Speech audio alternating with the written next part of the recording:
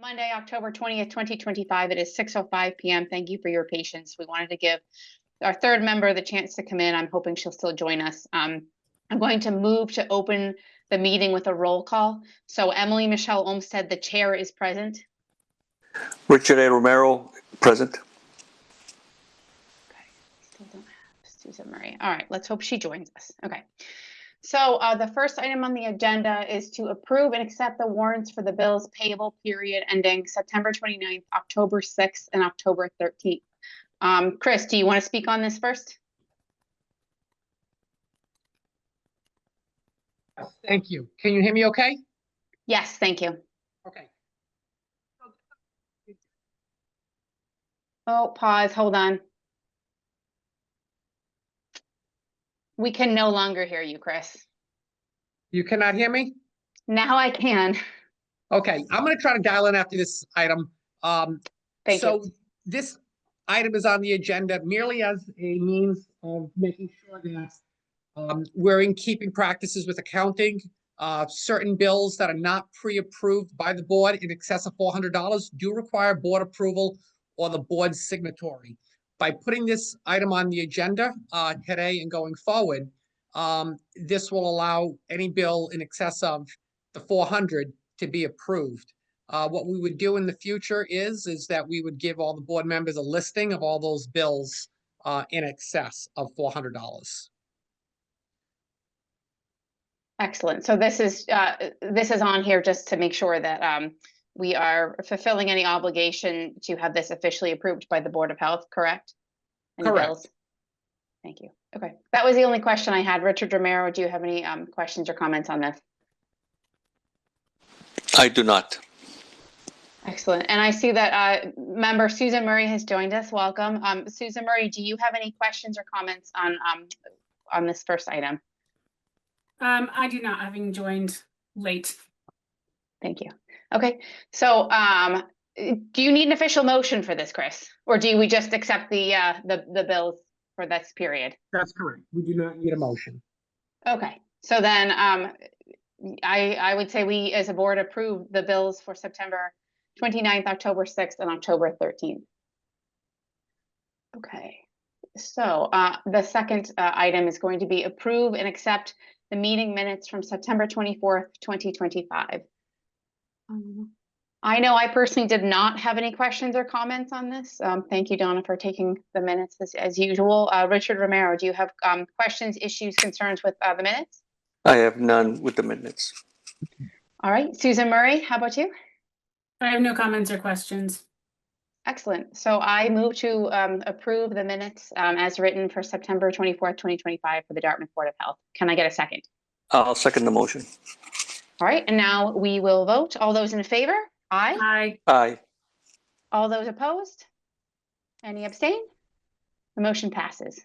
Okay. All right. Thanks for your patience, everyone. We're moving into section I, appointments. 605 appointment, a little bit late. Here we go. It's the continued Westport Environmental Design Inc. Plat 38, Lot 29 at 488 Chase Road, with several waivers, including reduction in separation of groundwater and aquifer zone 2 from 6 feet proposed to 4 feet, and a reduction in setback of the leaching field to bordering vegetated wetland, 100 feet, and proposed is 50 feet. Oh, then there's also some what you want 1 deep hole, and then a reduction in the SAS setback to the foundation from 20 feet to 16 feet. In this case, unless Chris interrupt if you want, but I'm going to actually ask to hear from the either the engineer, applicant, or whoever is representing such person at this time. Is someone here for this property? Oh, I'm here, Len Potter, Westport Environmental Design. Can you hear me? Yes, we can. Thank you. Go ahead. All right, I'm here representing Derek Reese, 488 Chase Road septic system repair. And we need several waivers from the board, two from the Dartmouth supplemental regulations and 2 from the state Title V. The first waiver is on number 10 on my plan, and that's a reduction in separation to groundwater. The groundwater table is high there, 44 inches. We're in an aquifer zone 2. And if we raise that system 6 feet above the water table, it's going to be quite high. it would be 4 feet above the existing grade. The lot's small. I don't have a lot of room to deal with the slope requirements of Title V, and therefore we need a retaining wall. So I'm asking the board to waiver that regulation and reduce the distance to water table from 6 feet to 4 feet. There's currently a cesspool there, and I think anything that can be done to remedy that situation, which we all know is bad, is better than doing nothing. But I think 4 feet is adequate in this case. The lot's ancient, and I don't have a lot of room, period. That would take care of my note 10, that waiver from the supplemental regulation 15.212. Should I go on? Yes, please. Okay, the second waiver from Dartmouth supplemental regulation 15.211, a reduction in setback of leaching field to bordering vegetated wetlands. Again, I have no room. I've got 50 feet away from the leaching field to what the Concom describes as a coastal bank. And I've been to the Concom last week, and they did approve the plan based on the fact that there's no room. So I'm going from a 100-foot requirement to 50 feet in the cost of the repair. The waivers from 310 CMR 15 are as follows. 15.102 paragraph 2, only one deep observation hole. The observation hole that we did is roughly 20 feet in length. The area is very small. The prescribed leaching area is 14 by 26 feet. And I think the test hole being that deep and that long is adequate to see the type of soil that we have in the area. So I'm asking to allow that one single hole. And the other one is 15.211, reduction of soil absorption system from the setback to foundation from 20 feet to proposed 16. And what I have to do, even reducing the distance above water table from 6 to 4, it still has to be completely surrounded the septic with a PVC barrier.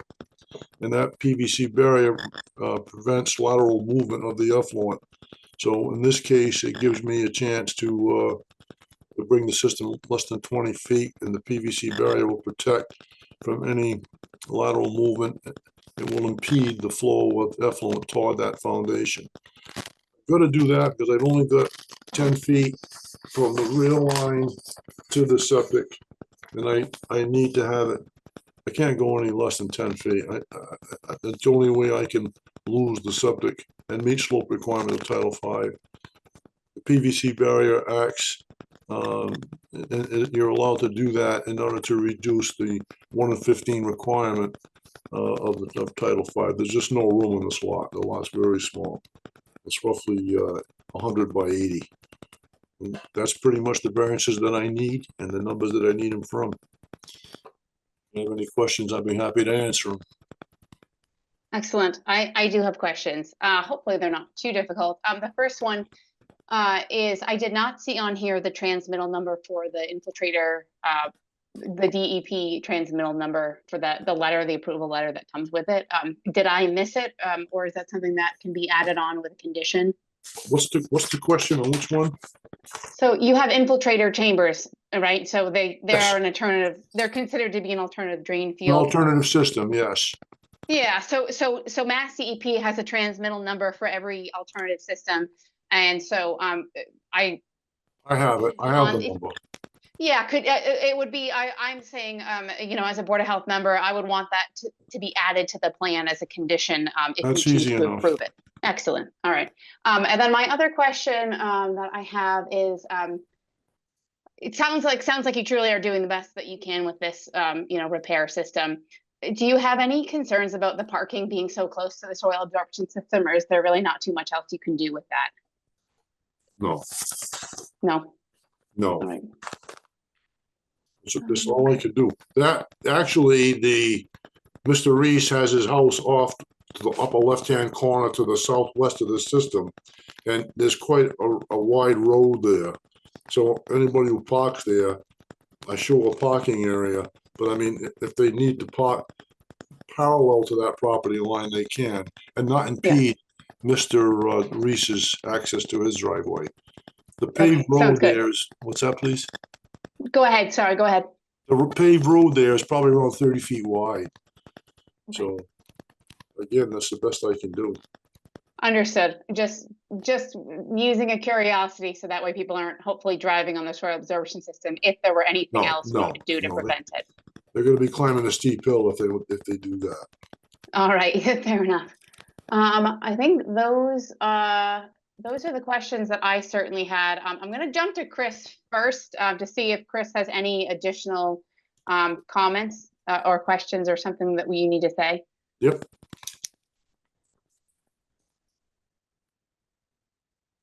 Oh no, Chris, are you speaking? We are not able to hear you at this moment.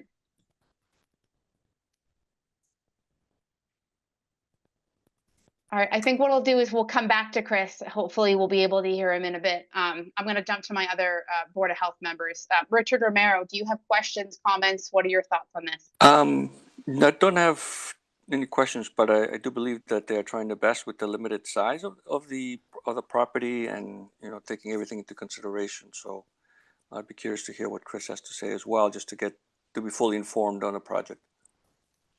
Sounds good. And it does appear that a chat came through from Donna Ferris, but I believe she's in the office with Chris, and it said no concerns. So that is helpful to know. All right. And Susan Murray, who I didn't ask you about. Oh, you're still here, just making sure. Yeah. Do you have Yeah. questions, comments, concerns? Please have the floor. I do not. Excellent. All right. Well, then at this time, give me a moment to gather my notes, and then I am going to make a motion. So finding that there's high groundwater and that if this system were raised, it would be, 4 feet higher and have issues with the retaining wall. Finding that the lot is small and the engineer has stated he has done everything possible to move away from the bordering vegetated wetlands, which were approved by Conservation Commission. Finding that there is currently a cesspool there, and so this is an improvement upon the current system. Finding that because the area is very small, an additional test hole being that deep and long, the current one is adequate enough, and then a second one would be too much. And that finding that, again, given the lot is small, that there's not too many other places to go as far as a foundation setback, and that the engineer has added a PVC barrier to prevent lateral movement. I move to approve, stay with me, the plan for Plat 38, Lot 29 to 488 Chase Road with the following conditions. Firstly, that the transmittal number for the infiltrator product be added onto the final plan. And then finding that if it is approved, that it must be installed by December 1st, 2025, or otherwise to have the Board of Health staff escalate enforcement at that time. Can I get a second? I second the motion. Excellent, thank you. All right, now we will vote. All those in favor? Aye. Aye. Aye.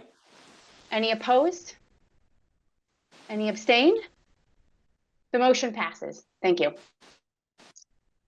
All right, now we're going to move on to the 607 appointment, which we're a little bit late. Thank you for your patience. We're going to go on to Darren Michaelis, Foresight Engineering, plat something, lot at 8 Fisher Pines Way. It seems to be our plat and lot are missing here, which is requesting waivers from 310 CMR 15, reduction in separation of groundwater to 4 feet, from 4 feet to 3 feet, and 1 deep observation hole. Again, for this one, I'm going to ask that either the engineer, the applicant, or their other representative speak on this first, please. Go ahead and unmute yourself. Yeah, Darren Michaelis here on behalf of Mark Bruce for 8 Fisher's Pine. So we have a failed septic system. As you can see, it's squished up against the house. We have 2 leach pits and a tank. So we're proposing a new 1,500 gallon 2-compartment tank with a pump chamber.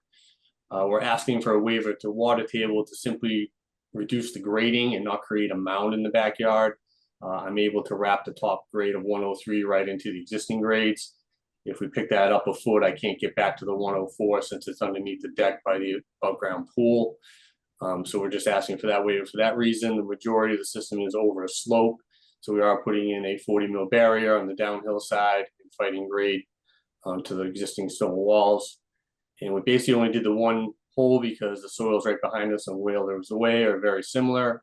And we hit the sprinkler system with the first hole, and we didn't want to destroy the rest of the sprinkler system for the summer for them and the rest of the backyard. So that's our reason for the waiver for that.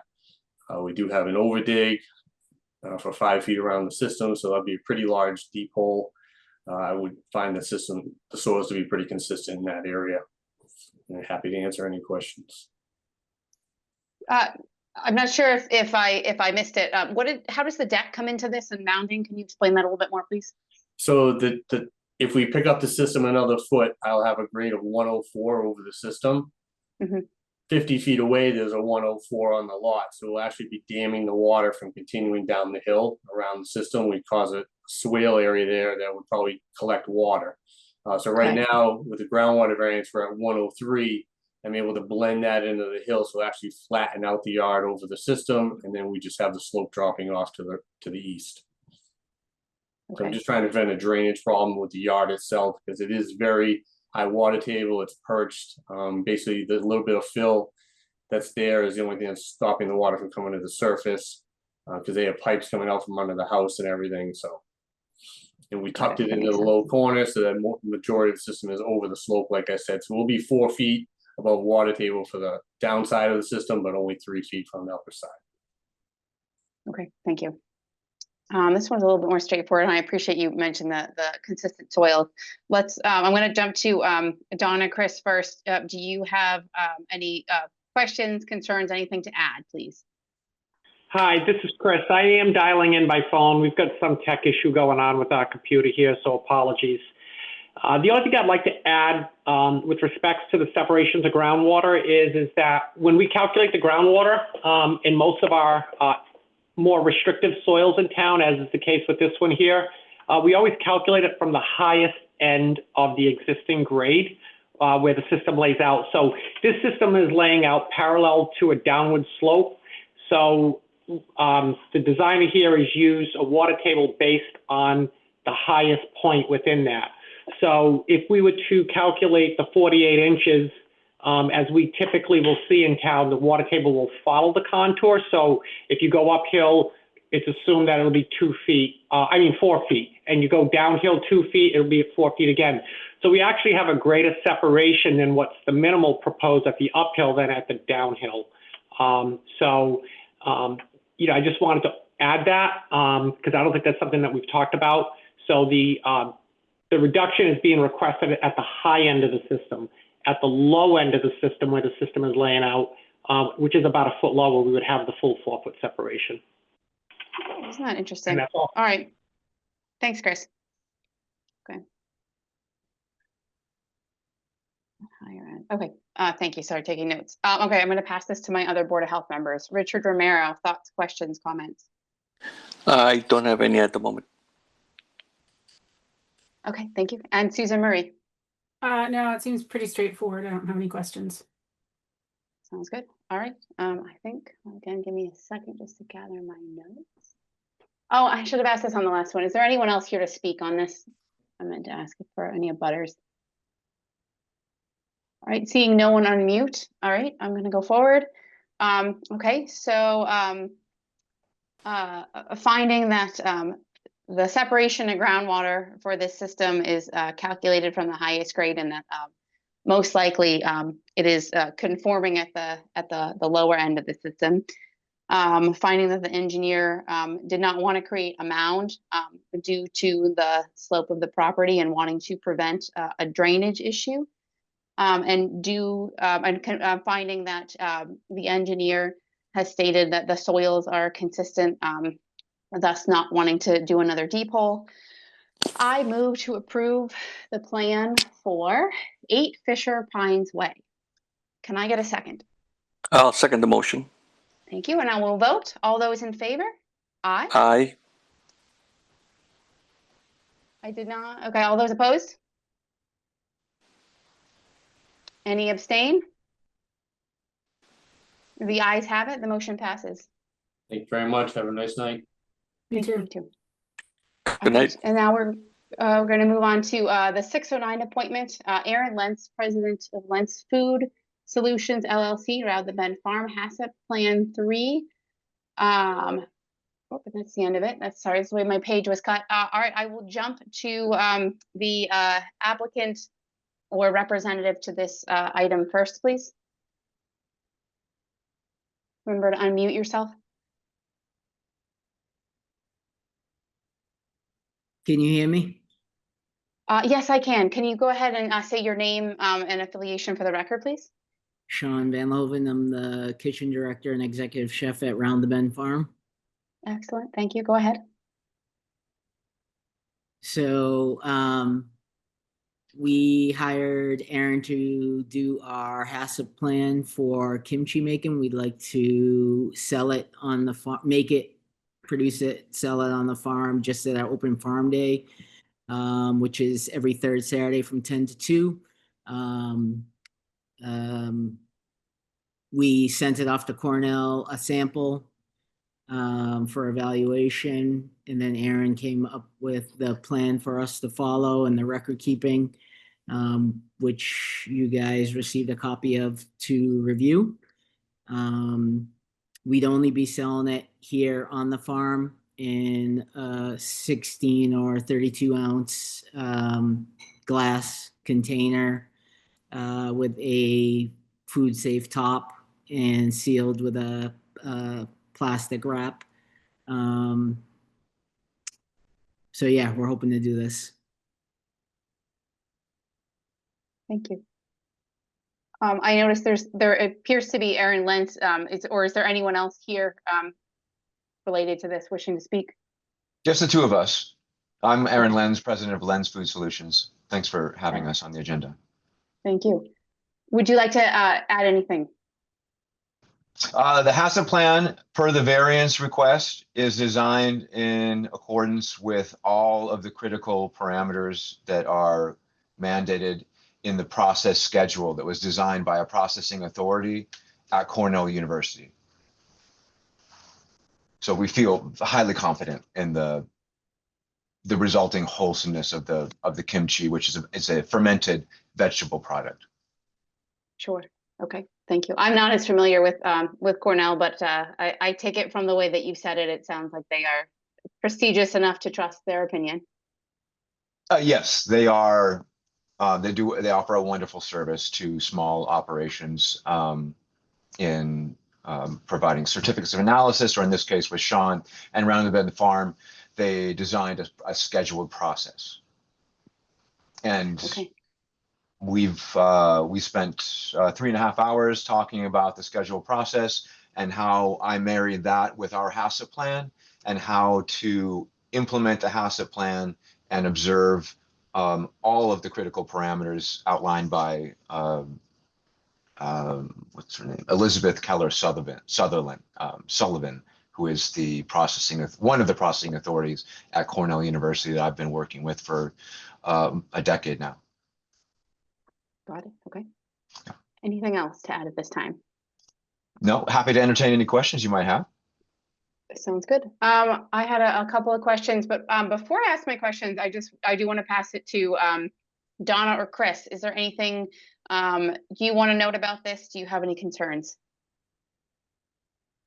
Hi, Emily Michelle. This is Donna. So I did look at the HACCP plan. It seemed it was in order. I know that Mr. Lentz, there was a minor change. I don't know if you want to go over what the minor change was. Oh, there was just yes, there was an exclusion of 2 pages of supporting documentation, but nothing in the bones of the HACCP plan. Okay. The only thing, Emily, I would say is I had given you like a list and, well, the board a list of different items I believe that should, or conditions that should be put upon the permit. Yes, I do see them. This question is to Sean or Mr. Lentz. Are you aware of the conditions before we, I guess, move forward? I am not. Let me see. I should be able to. Are you aware, Sean? I'm not aware. Okay. Let me give me just a moment. Go ahead, Donna, what were you gonna say? Do you want me to read them, or do you want to read them into the? I can absolutely read them, and what I'll do is I'm a visual person, so what I'm just getting ready to share my screen, which I hopefully should be able to do. Bear with me. I use Teams more than I use. Here we go. Share screen. Is this going to work? Here we go. Can everyone see this? I didn't hear anyone. No. Can everyone No. see this? No, not yet. Okay. How about now? Yes, it's coming. Excellent. Yes. It's coming? Okay, Yep. thank you.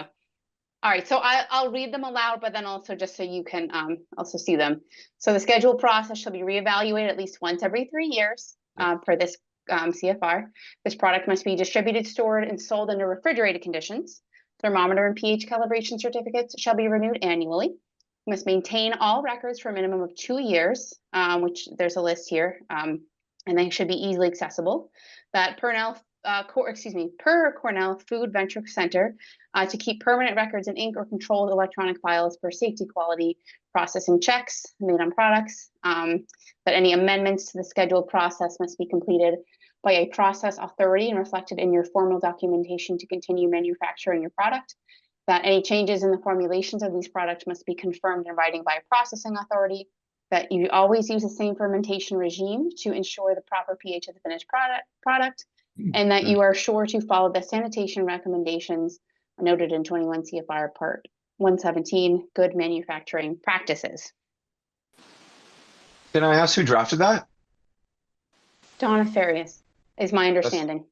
Yeah, it's very thoughtful, very nice. Yep. Acceptable Okay. on our, yeah.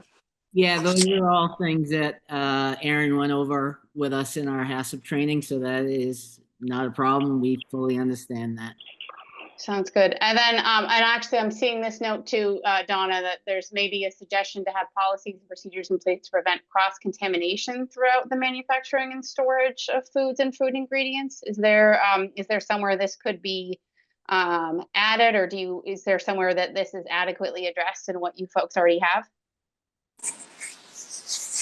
I think Mr. Lance has addressed that in his HACCP plan. Excellent. Okay, thank you very much. Okay, I'm going to stop sharing now. Great. All right. So thanks, everyone. Here we go. So Richard Romero, I'm going to ask you now for your questions, comments, concerns. No concerns. Looks like it's pretty thorough. Just reading through the process here. Looks very detailed. Looks like it's on point, and yeah, I have no comments or concerns at the moment. Excellent. All right, Susan Murray. I have no comments or concerns. It looks like everything is well in order and they've done a very thorough job. Thank you. Great. Excellent. All right. Is there anyone else here to speak on this issue who I have not yet called on? Remember to unmute yourself, please.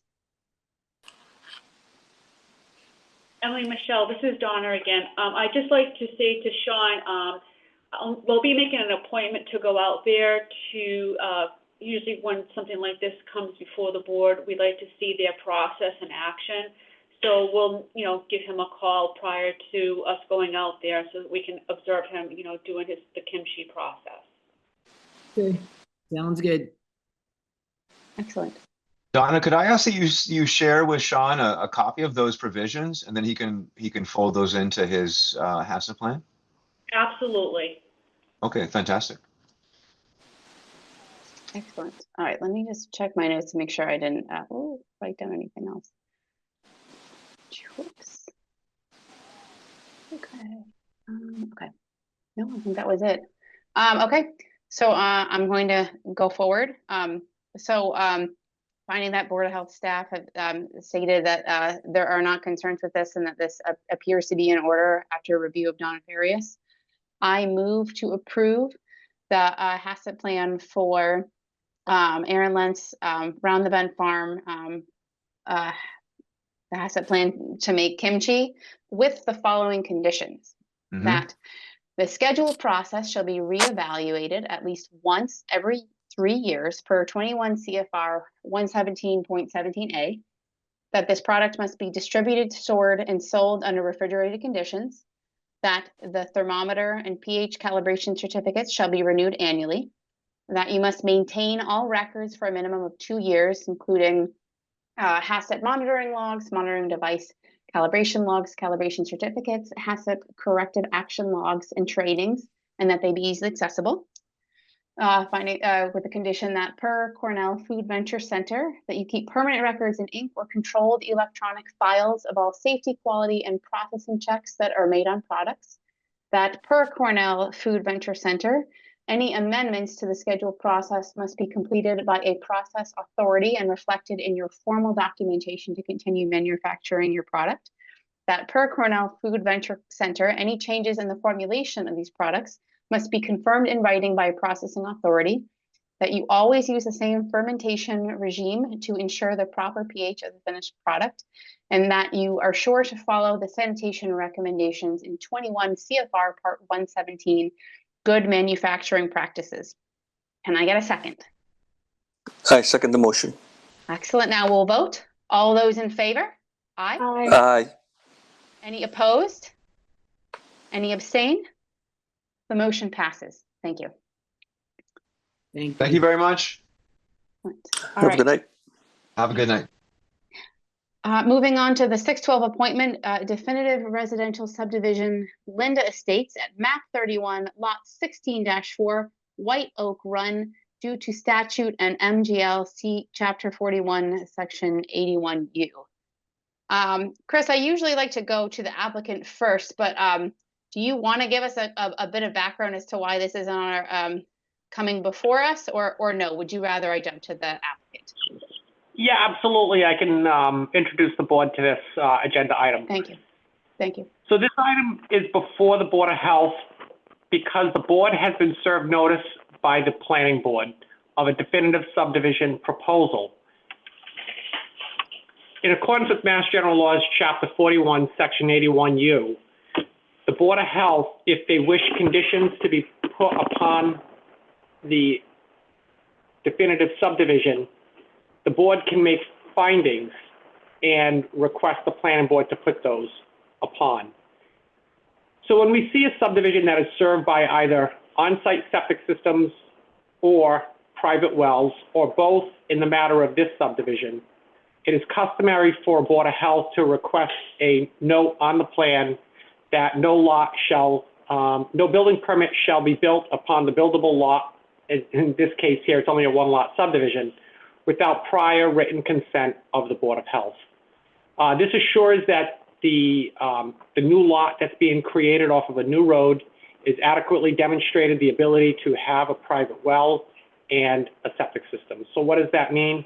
Is that they get a approved subsurface sewage disposal construction permit, which would be a design plan. They've already done the perk test on this lot, and that they would drill a well, and then the well would demonstrate its ability to supply a certain quantity of water in accordance with our well regulations and a certain quality of water in accordance with our well regulations. And one thing I will note to the board is that one of our next agenda items is to further discuss our well regulations. Because of the submittal of this definitive subdivision plan, it does grandfather for a period of 3 years, if my memory is correct. So as long as they build within the window, they would be grandfathered under under the board's existing regulations if the board was to pass new regulations in the future. And that is all. Excellent. Thank you, Chris. Is there an applicant or representative or engineer here for this subdivision who would like to speak? Please, Good it looks like evening. someone's unmuting. Can you How say you your doing? name for the record? Jamie Good. Bissonette with Zenith Consulting Engineers. Thank Good you. evening. Thanks for having us. I think Chris did a fantastic explanation. We're basically here as part of the process where planning board submits a request to see if you guys have any comments on the subdivision. It is a one-lot subdivision. It's over 3 acres. There's a small bit of wetland. And if you'd like, I'm happy to share my screen and show it to you. Sure. Donna, can you give me, yep, there we go. Thank you. Let me go to the definitive plan. All right, so Linda Lane is a small proposed private right-of-way off of White Oak Run that we're proposing. What this will do is this will provide adequate frontage for this lot, which is a little bit over 3 acres. There is a small wetland up in the back, and also really close to that wetland is also the Zone 3 for the Aquifer Protection District. So we should be out of the Aquifer Protection District on site here for everything. We do have passing perk tests that were done last week. It was really good soil. And actually, in about 20 minutes, we'll be appearing in front of the planning board for the definitive subdivision first meeting on this. So this kind of worked out good as far as timing is concerned. Just a brief overview on the site. This is the existing conditions of the site. The overall water travels from the front to the back. There is a little bit of an area here that shows that it kind of swales. If it does get past this for any reason, it goes down into the back towards the wetland. There are neighboring houses. You can see wells located on the adjacent properties. They also have septic systems. We will as well. And to kind of finalize the end of this, and these are the markups from the planning department that I was going through today. We received them earlier today. We will have, it's a small section of pavement. They're going to have us extended to the end of the right of way. It's going to be somewhere on our property of about 85 feet, but out to the center of the road, it's going to be more like 120 feet. If you were to take the center line of the road to the back of the right of way. Obviously, the driveway will continue back. The house will be most likely placed towards the back here because of size constraints. This is about 50 feet wide. Overall, the slope of the road is very, very gentle, 3% to 1.5% roughly, heading back. And it's going to be a 12-foot wide roadway with 4-foot shoulders on each side. And we're doing cross-country drainage, being a swale, proposed grass swale. So that's really about it from our end of things. We do know that we have to owe you a septic design. There's no question about that. And as you can see right here, we already have the note saying that building permit will not be issued without prior consent from the Dartmouth Board of Health.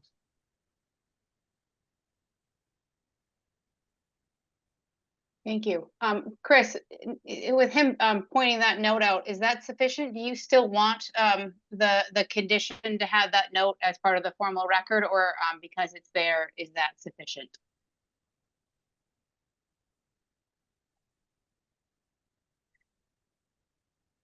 Chris, can you hear me?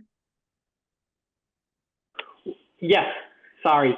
So while we appreciate Jamie's cooperation to put that upon the plan, a planning board member, and I'm not, they could say, hey, take that off. We don't want anything encumbering this plan. Let's get building ASAP. So I'm not saying that's going to happen, but if the board really wishes that to appear on the final plan, then the only way that they can be assured that that would happen with force would be by a vote. And then if the planning board didn't, there's actually legal mechanism by which, the Board of Health could litigate it. While that's not the intent of the town to fight with the town, the only way that the board would really be assured that the planning board has to follow through by, one way or another would be by a vote. Understood. And we're So not it's going to opposed be to just that. cleaner. Excellent. All right. Yeah, I just want to make sure sometimes if we can save time, great. But it sounds like that seems to be the cleanest way to add that condition. I do not have any other questions or concerns. I'm going to bounce it to my other members first. Richard Romero. I have no comments nor concerns. Thank you. Susan Murray. No questions or concerns. Thank you. Is there anyone here else to speak on this item who we have not heard from yet? Remember to unmute yourself. All right. I do not see anyone else. All right, so I'm going to go forward. Finding that the lot is going to be served by both a private drinking water supply and an on-site septic system, I move to approve the definitive residential subdivision, Linda Estates at map 31, lot 16-4, White Oak Run, with the following condition: that there is a note on the plan that no building permit shall be issued without prior written consent of the Dartmouth Board of Health. Can I get a second? I'll second the motion. Thank you. All right, and now we'll vote. All those in favor? Aye. Right. Aye. Any opposed? Any abstain? The motion passes. Thank you. Have a good night. Thank you. Thank you. All right, now 6:14 p.m., the continued hearing on the Dartmouth Board of Health well regulations. Chris, I got your email about some notes that unfortunately didn't quite make it the first time around. And so as I understand it, we may want to delay this another meeting, but why don't you go ahead and catch us up, please? Sure, thank you. So unfortunately, I see where, what happened is I left it in as a Word document and we transmit PDFs to the board with the agenda. You all got my Word document. Anyhow, at the last meeting of the Board of Health, in which there was the first public hearing on this draft regulations for our well regs, there were a number of comments that we got from several members in the audience. I consolidated those because there might have been a comment or two that was very similar, and I tried to, collapse things as best I could while maintaining the segregation of each item. So, for example, there was one concern that was raised about the plan component of the application, that an applicant would need to present an engineered plan in order to receive a permit. And then in that document I sent earlier this morning, it refers to the exact section in the regs where if there are unique circumstances about a lot, then the applicant can apply to, can apply. But because it's a unique circumstance, the way in which the regulations got drafted is that it's almost an exception. So rather, exceptions being made by staff, it would go to the board for approval. It's always a concern when exceptions are made in regulations by staff. It would have to be allowed, obviously. So, when you review the document, you'll see that it's kind of like a question and answer or a comment and response. I try not to get, too wordy in those responses. There was one, however, that I didn't respond to, and we've talked about that at length, and that's about the forever compounds and the arguments or the concerns on both sides with respects to these compounds. So I didn't, weigh in on those compounds because I know we've talked about it, that section of the draft regulations. I know we've talked about it a lot, and,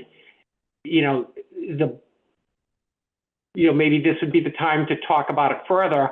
And then if the board, wants to look at the that comment sheet with the responses, and then we could discuss it at the November meeting. And that's all. Sure. So if I'm understanding what you're saying, to be productive tonight, since we do have some of the time, maybe we don't quite vote, but we can discuss the forever compounds tonight. Is that correct, what you're suggesting? That's correct. Yeah, I mean, I think that makes sense. I guess I'll speak first as chair. I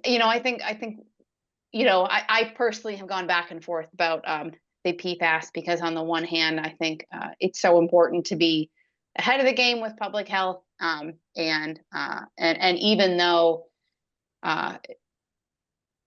there's costs to everything. If there's a way to deal with this, from what I understand, there's some reason in that case to move forward with it. But on the other, from the minimal dealings I've done with PFAS and wastewater sampling, it's amazing how ubiquitous it is. And I do believe that we are going to as we go forward in time, testing for it, availability for it, we're going to understand it so much better. So, I can see the burdensome component of requiring folks to test for it in any capacity now. I mean, it's the kind of thing you could test for if you wanted to. So, I think having had the public hearing, you know, the last kind of option I wanted was to be able to see what anyone from the public says, and we heard, and it sounds like it was unfavorable. So I think I would say at this moment I'm leaning towards striking it, even though I'm quite, I go quite back and forth on it. So that's where I stand with it. Richard Romero, let's hear your thoughts.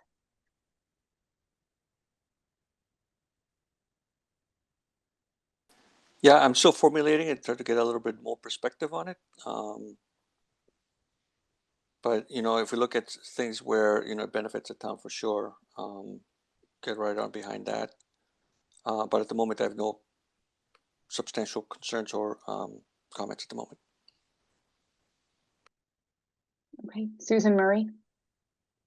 I have the same conflicts. We want to protect health, especially in drinking water. Of course, everyone knows I feel pretty strongly that it is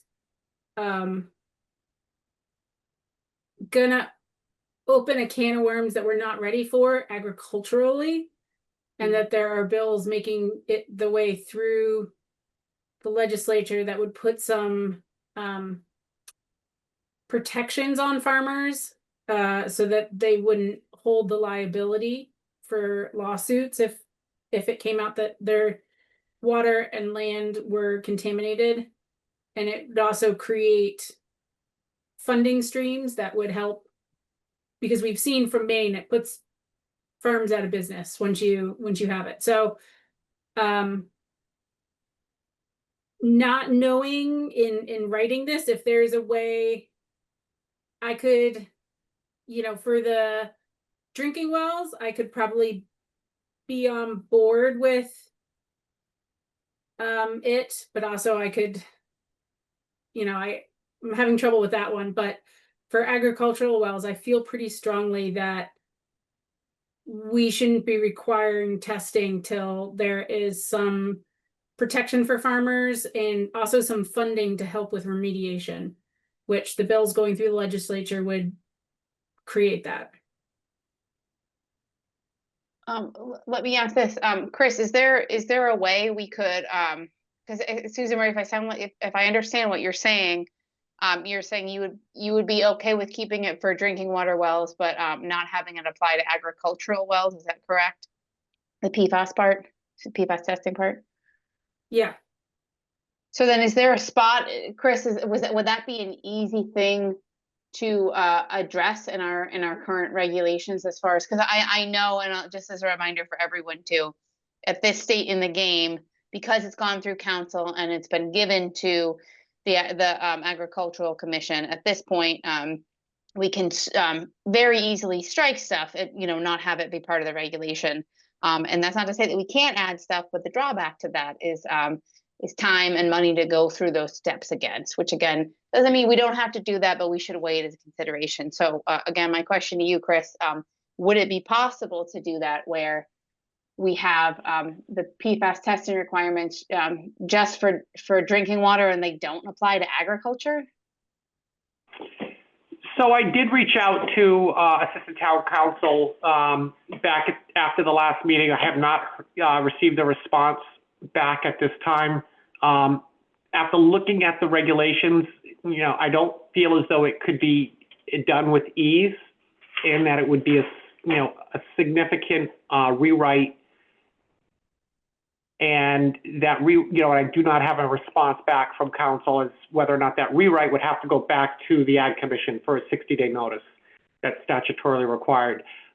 What the board could do is to, if they were to strike and remove a requirement in its entirety, then that would not need to, because they were adequately notified of the regs that were drafted, and that something less than that passing, the notice would be proper. But to take the regulations the way they are proposed at this time and to redraft to try to get them to remove the agricultural side on just the PFAS would be a substantial edit that council would need to weigh in on, and we're awaiting a response. hopefully we can hear before the November meeting. Understood. Okay, so it's kind of all or nothing. Let me let me put out two other thoughts that are kind of going through my brain, just to kind of share. And forgive me if I've put these out before. So let's lead, for example, which kind of hits close to home for me. So when you buy a house, you don't have to test for lead. You can sign a disclosure. And similar to, I guess if you have a drinking water well, testing for it. So then the burden is on you, where you can follow through with it if you want, and test for lead, or you don't, and then you deal with the problem after. Lead is different from PFAS from the testing that I've done anyway. It's certainly easier to test for lead with PFAS because of how ubiquitous it is. It's difficult. It's not quite as easy to test for PFAS because you really have to worry about contamination. That was at least my understanding of testing. So thinking through that, I bring that up to say that again, reiterate the point that I'm hoping we have still forward to move both with testing for PFAS and also there's kind of a precedent in a way you could say with lead. It's like if people already have something that they can either choose to deal with or not. So by not requiring PFAS testing with brand new wells, it wouldn't be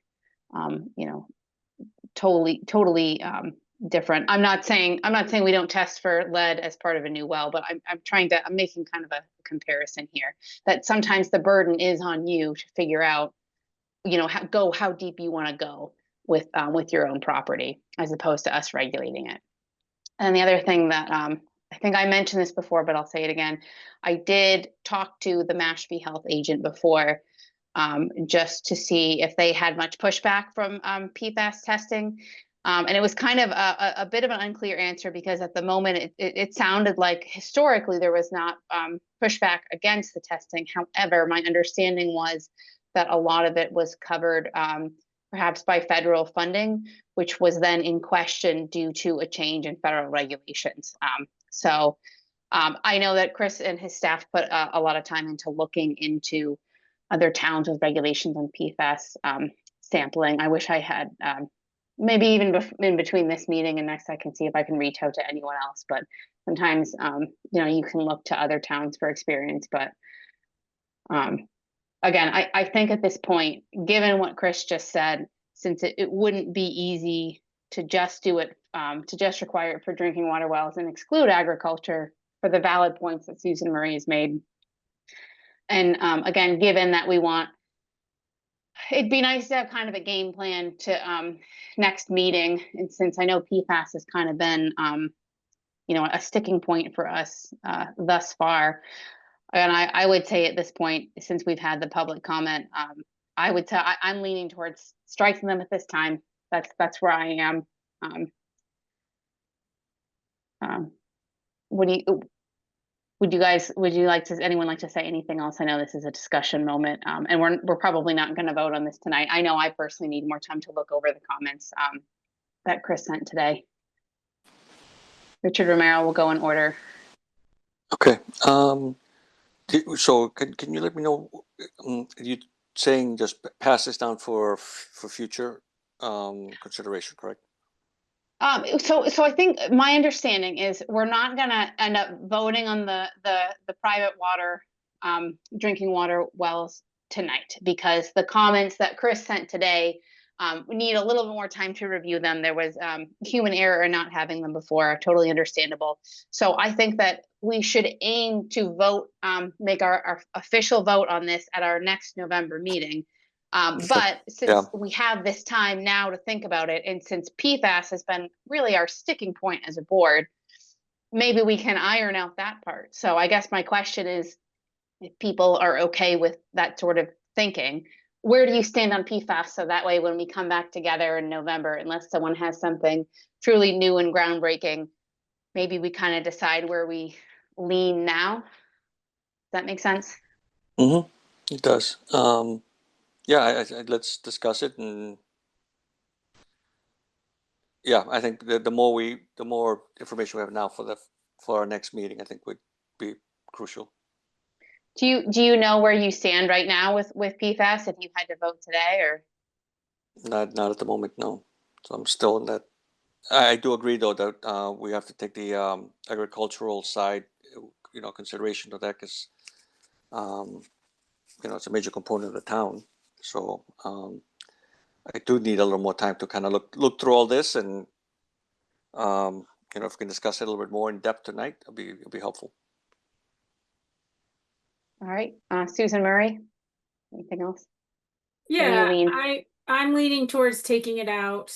I've got a couple questions for Chris. One is,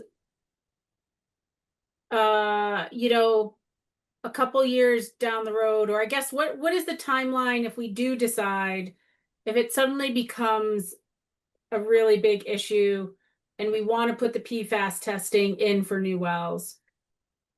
Like, what is usually the timeline on that? And what is the procedure? So it would come by a directive of the board to investigate, to direct staff to draft regulations to revise the board's concerns. We would pass that by council. The good thing is, I believe that it would be a very minor edit to, if they did not get included in a past well regulation, that to come back and to put it in would be a faster process than what has led up to this point, where we began this process many years ago under, I think under entirely different board members that no one is, from the initial directive, I don't think there is an original member. So, because it's just going to be putting a technical section in there. What we would have to do is just check those EPA standards for laboratory methodology to make sure that that is the current methodology, to make sure that there hasn't been any changes in maximum contaminant levels as well. But I think it would be a faster process, one that shouldn't take more than 6 months. And that would include the 60-day notification to the Ag Commission. Okay. And then my other question is, I kind of just fished around a little bit on towns that do have PFAS testing, and like Mashpee has Camp Edwards, and some of the other places that test regularly, they have known contaminants of PFAS on their land. Is there any concern that we have a major source of PFAS contamination, greater than it's in Gore-Tex, it's probably in our clothing, the sort of level of what most people can expect? Is there any greater potential contamination in Dartmouth that we know of? So Dartmouth hasn't received the access to the PFAS testing as many communities in Massachusetts did that were heavily reliant upon private drinking water supply wells. So around 2020, under the Baker administration, grants were offered to communities that were predominantly reliant on private drinking water supplies for PFAS testing of those residential wells. And that resulted in more money going into some communities to do investigations. One nearby being Westport. And some of that testing that occurred, it's hit and miss. I think what it becomes is that, yeah, if you've got, I'm going to be pointed, there was that issue in Westminster. But when we look at, this investigation, and speaking with the DEP official on it, it's hit and miss. And I think what that becomes is, it's just the unknown of how water travels through bedrock. People will love to say, oh, our water comes from New Hampshire. There's no way that anybody knows where our water comes from. It comes through cracks, sometimes hundreds of feet in the bedrock, where those cracks, go as they approach the surface. is a wild guess. So for me to, say that we don't, or we do, I can't answer that at this time. I just don't have anything factual to support either statement. And then are the Dartmouth wells tested? Town water wells? Our drinking water wells are tested. Our public drinking water supply wells are tested. And right now, to the best of my knowledge, the last time I saw data on that, about a year and a half ago, we did not have an exceedance when I reviewed it. We do know that some of these PFAS compounds are very mobile in the environment, whereas, there are some contaminants that are not so mobile. But the other good thing about our not only with the surveillance with our public drinking water supply wells that DEP requires, but it's also the vast acreage that surrounds our public drinking water supply wells that's been put in place to protect it from anthropogenic influences, whether it be PFAS or other contaminants.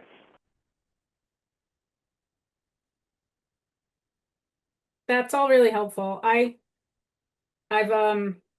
talked to lots of people about PFAS recently, just trying to understand what public understanding of PFAS is. I mean, my introduction to PFAS was 2.5 years ago, and I had heard of it, but didn't really know anything. And I've gone down a journey, where for my job and researched it a lot, and kind of in talking to a bunch of people, I don't think people even understand the severity of the risk in general. People think PFAS is completely like not being made anymore because the two sort of the really long chain ones that are known to be really sort of really bad have, you can't make them anymore, but you can make the shorter chain ones.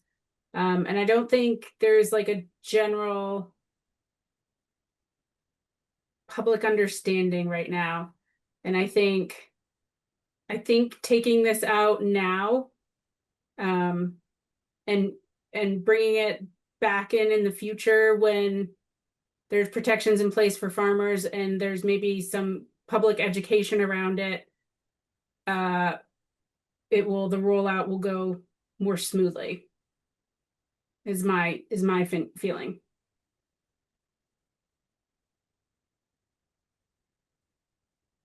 I think that makes sense. I don't want to interrupt you if you still have more questions. No.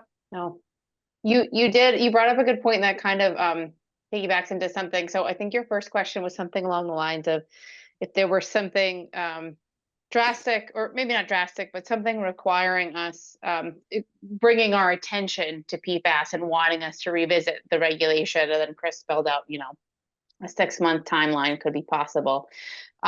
Chris, this is probably to you. I mean, it's not out of the realm of possibility that there could be either at a federal level or even maybe more likely at a state level requirements for PFAS that could still yet come out, and such regulations would then certainly, depending on what they are, they could also require testing. Is that correct?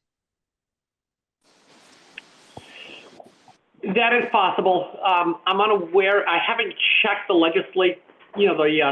the website yet for any bills that are pending before the two chambers. But I know there was a bill a few years ago about setting up a well inspection program. And this was something that kind of stalled us or paused us in the initial phases of these draft regs, because it was like, wait a second here. As I read the bill, if that would have passed, that would have been a major set of state regulations, or at least a potential, because it was going to set up an inspection process similar to Title V inspections. Title V inspections, for those that are unfamiliar, is the required inspection process for the transfer of title outside of the immediate family. And there was a bill that was proposing something very similar. And I thought to myself at the time, And this was kind of like right at the time in which the Baker administration was just concluded the funding. And I thought, how interesting. Is there, a forever compound aspect to this? It never went anywhere in the session. So there does seem to be a concern that's out there on the Beacon Hill side for a bill like that to get filed. But to the best of my knowledge, nothing has, kind of made it through committees and, to a floor vote yet. I did reach out to Representative Markey on that when I saw it. So, it is possible. The one thing I just want to kind of add, and I might butcher this a little bit. It's something I heard from someone a long time ago, and it was a story that I think we can relate to here. Is that there was a person and they were by a stream and they saw a baby come floating down, and they ran, they grabbed it, and they pulled it out. And as soon as they pulled it out, they saw another baby floating down, and they grabbed it and they pulled it out. And there was another, and on and on and on. And then all of a sudden they saw somebody and they were running uphill, and they said, "What are you doing? We need help." And they said, "Yeah, I'm going upstream to see where the babies are coming from." And why I say that is, I don't think anyone is questioning whether PFAS are harmful. So why aren't we dealing with this more aggressively on a higher level of government at the source? And I think at that point, it'll make it a lot easier, in conversations like this. But the fact that, we're still, there's some peer pressure, like with dental floss, where one company just removed it, but it's not banned like the EPA did with asbestos finally last year. So I don't know if that helps. Sorry. No, I think that is, so yeah, we're in wastewater, and talks of limits in wastewater do seem ridiculous because, right, you're not controlling the source. You can put in as much as you want. So, yeah, I know it's tricky. Okay, so again, thinking of time here, I guess, is there anything else? Are there any other sticking points that we as a board want to talk about together tonight before our next meeting? So that way, again, if it at all makes our next meeting more efficient, anything that that anyone either wants to highlight or again, bring up now. Richard Merrill, anything? Not at the moment. Okay, and Susan Murray. No, I want to go through Chris's responses to the questions that were, because that addresses the written comments. I don't think there's too much new there that we didn't speak about. So I want to go through those before we really talk about it. Yeah, absolutely. No, I think that makes sense. I just, in case there's anything else for the time. Okay, so then, and then at our next meeting in November, hopefully we can iron anything out, discuss anything at that point, and then be ready to vote. Does that sound good to everyone? Yes. Excellent. Okay. Chris, we don't need any sort of motion on this item, correct? That is correct. Thank you. Well, actually, no. Oh. I'm sorry on that. So we would need to vote to continue this discussion to the next time, just because it is about the adoption of a regulation or the potential adoption of a regulation. So I would just ask to continue. Thank you. Okay, vote. good point. Okay, so then also by roll call, please. Sure. Okay. So I move to continue the hearing on the Dartmouth Board of Health well regulations by roll call. So Emily Michelle Olmsted, Chair. Aye. Richard Romero says aye. Susan Murray says aye. And the motion passes. Did I do that correctly, Chris? Thank you. Okay. All right, section 2, old business. Item A is NA, so we do not have any old business. Section 3, new business. Item A, septic system design submittal fee adjustment. Chris, can you speak on this, please? Thank you. So this is an item that kind of came in really late in the agenda.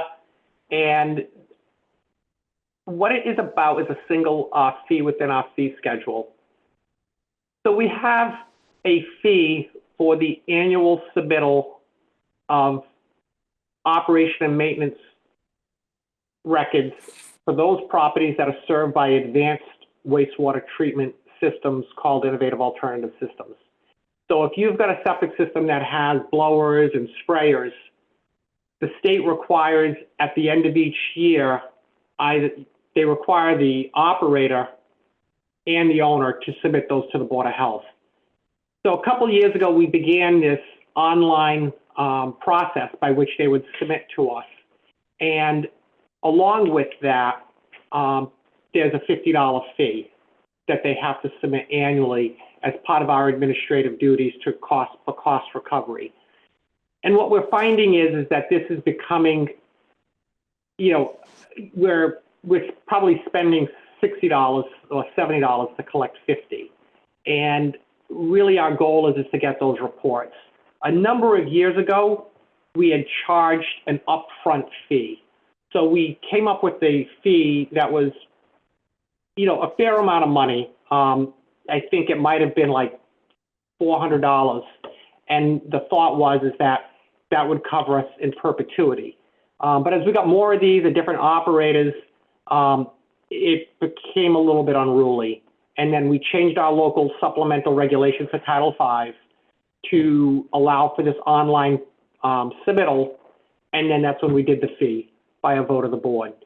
So what I'm asking of the board is to possibly, if the board feels moved, to rescind the $50 fee, that people would just submit online, we would check, and if they don't, then we would initiate notices, to remind them, and if need be, then we would go through the enforcement mechanism as a way of trying to encourage this. I think it'll work. And then finally, what I'd like to ask is that it's been a long time since we've undergone a comprehensive review of our fees, and to do it all at once might be a bit of a burden. And rather, what may be better is if we just take it topic by topic. So one item that we could go at, if the board wants to rescind the $50, but still look for some degree of cost recovery, doing it on the front end, is at the next meeting, I could present a revised fee schedule. And, for the members just to familiarize the members with how we go about that is we have to look at what the hourly rate is for our expected services. This isn't to drive a profit. We're not allowed to. We're only allowed to have cost recovery. And there is a multiplier in that for benefits and other expected services of the town. So I would do that across all the septic if the board directs me to, and present a fee schedule for any potential changes or modifications. Thank you. Sure. I think that makes sense, Chris. If you're saying that you want us, right now, it sounds like you want us to rescind the $50 fee and then just as a directive, because you would need that second part as a directive and not a motion to direct you to please revisit the fee schedule going forward. That is correct. We would only need a vote to rescind the 50, and then otherwise, if you're all in consensus, to say, take a look at those fees, that's all I need. Thank you. I think that makes sense on my end. I'll jump to my other members. Richard Romero. That makes sense to me. Thank you. Susan Murray. Makes sense to me. Excellent. Okay, so finding that the Board of Health agents have stated that there is a burden in chasing folks down for this, I move to rescind the $50 fee for innovative alternative treatment units. Can I get a second? I second the motion. Thank you. And now we'll vote. All those in favor? Aye. Any opposed? Abstain? Motion passes. And Chris, you have our directive to please revisit the fee schedule. Okay. Oops. Okay. So now we're going to move on to section 3, new business. Item B, the Greater New Bedford Regional Refuse Management District, Crapo Hill landfill, cell 7 fact sheet. Chris, do you want to speak on this, please? Thank you. So just to back up a little bit on why this is on the agenda, the Dartmouth Board of Health is an approving authority on the initial siting of the Crapo Hill landfill.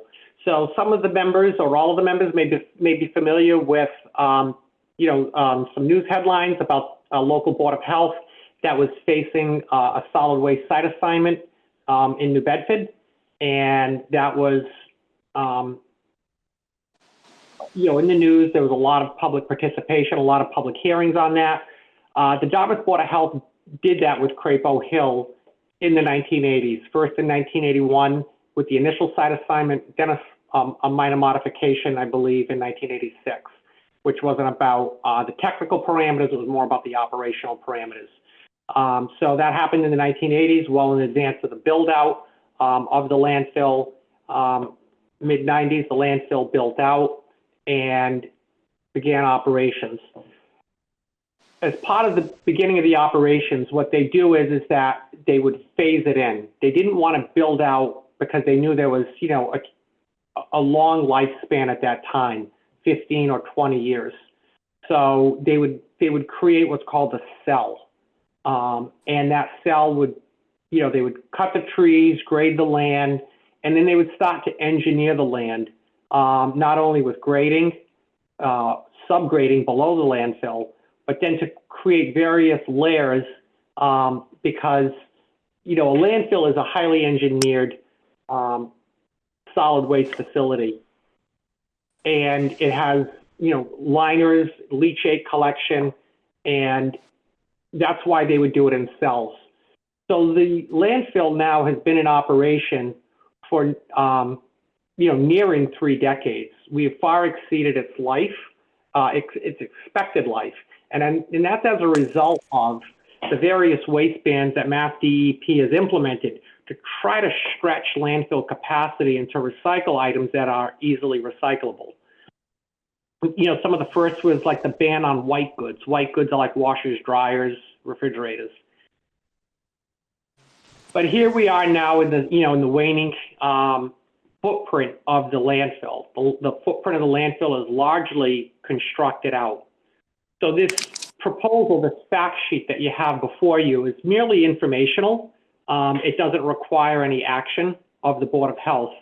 But I felt that given the board's role with the initial site assignment, that the Board of Health members should be aware of it. And, it should be put forth at a routine meeting as we have here. So this is it's within the site assigned area.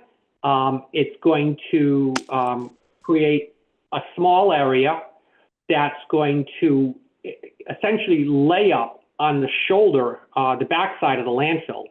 And it's going to optimize the overall height of the landfill.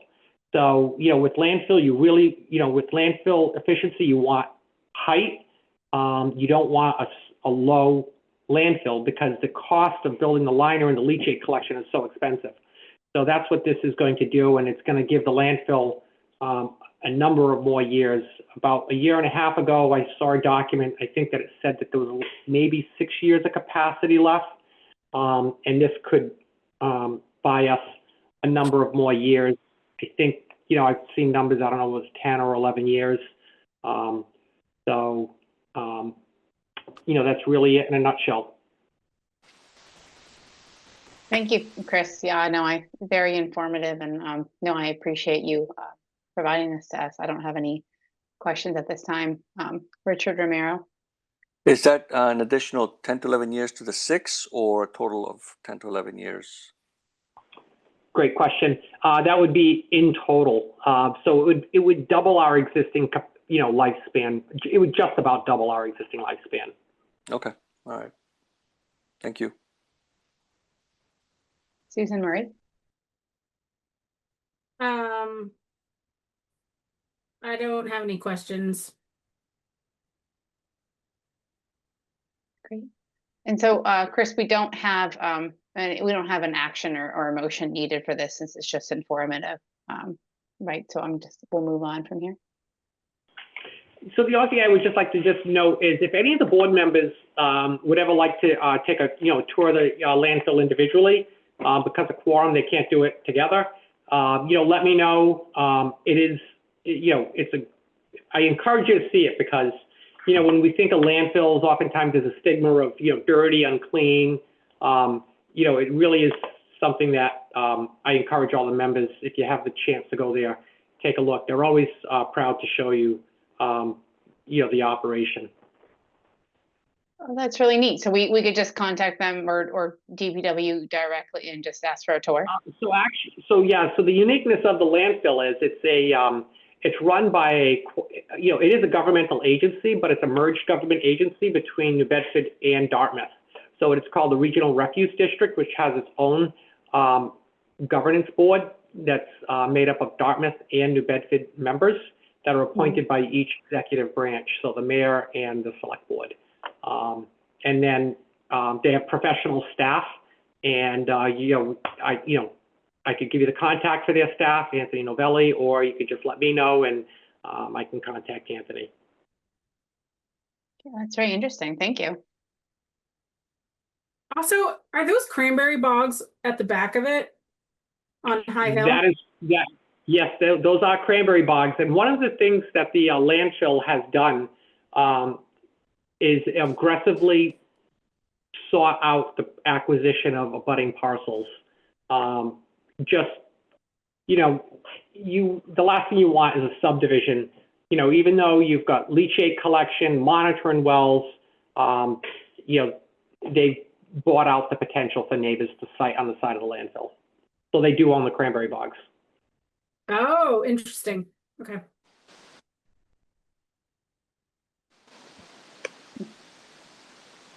Anything else before we move on?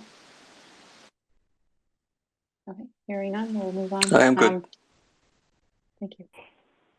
All right, we'll go section 3 new business, which is C, fall town meeting warrants article. Chris, you want to speak on this, please? Sure, thank you. So tomorrow evening is the fall town meeting. I'm not sure if any members of the Board of Health are town meeting members. So what I wanted to do is just apprise them of, the warrant articles in case anyone was to reach out to you about, hey, what does this article mean in terms of the Board of Health? So Article 10, Charter Amendment, Section 6-5, Rules and Regulations. To see if the town will vote to submit to the voters of the town for approval the following amendment to the charter, which would take effect July 1st, 2026. It needs, I believe, a charter amendment requires, again, I believe, council will answer that tomorrow night, needs a 2/3 vote on the floor, and then it's going to go to a general election for 50%. If my memory is correct, but that'll be clarified by council, I'm sure, tomorrow night. And what that is worded, I will read as follows. A copy of all rules and regulations that are adopted by any town agency pursuant to any town bylaw shall be filed in the office of the town clerk. Any rule, regulation, or amendment thereof shall become effective on either January 1st or July 1st that occurs once a 90-day period has passed from the time the town agency has filed with the office of the town clerk. The town clerk shall publicly post any rule and regulation filed with the office. The office of the town clerk shall also share a copy of any filings with the select board. Tested copies shall also be kept available in the public libraries. In the case where a town agency must enact rules and regulations with an effective date that does not align with January 1st or July 1st, a properly advertised public hearing must be held by the select board. So this is only to address the rulemaking and regulation making by those boards and committees that obtain their legislative role directly from town meeting. The Dartmouth Board of Health, as with all other boards of health, receives their rulemaking abilities through an act of the legislature. So this Article 10 will not impact the Board of Health's legislative abilities. Best example would be is like with these draft well regulations. So I just wanted to bring that to your attention in case anyone wants to inquire. And then the last part of it, you know, it doesn't mean that the select board has an ability to delay. It's just that they're using the meeting before the select board as public notice or added public notice. And that's the only item that I can see at this point that, you know, you might get questioned on with, you know, concern or inquiries by the public. And that's all. Okay. Thank you. Be curious to see how that goes. I don't have any other questions or concerns. Richard Romero, I do not have any questions or concerns. Susan Murray. No questions or concerns. Okay, great, thank you. Okay, moving on. Section 4, any item not known 48 hours in advance. The only one I have is I was just going to ask if we have any desire to make the next meeting in person as opposed to remote, especially given that it sounds like we probably will hopefully move forward with our well regulations. I double checked my schedule. I should be able to do in person if depending on what others think about this.